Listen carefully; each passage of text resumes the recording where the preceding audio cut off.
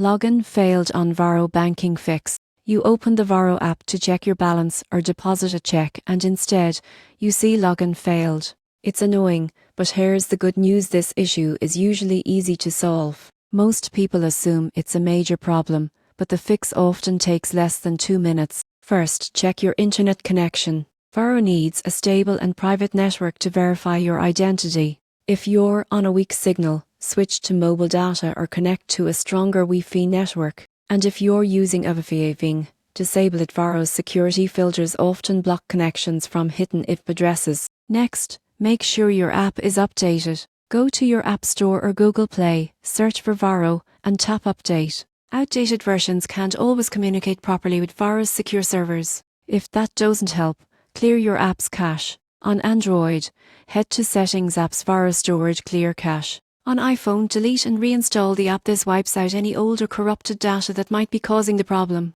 Now, double-check your credentials. If you've recently changed your password or linked a new account, your phone may still be autofilling old data. Try typing everything manually. And if that fails, reset your password through the Forgot Password link. One thing most users don't realize: sometimes login errors happen because Varo's servers are under temporary maintenance. Waiting 10-15 minutes before trying again often solves the issue automatically. So, when your Varo banking app says login failed, don't panic. Check your connection, update your app, clear your cache, and verify your password.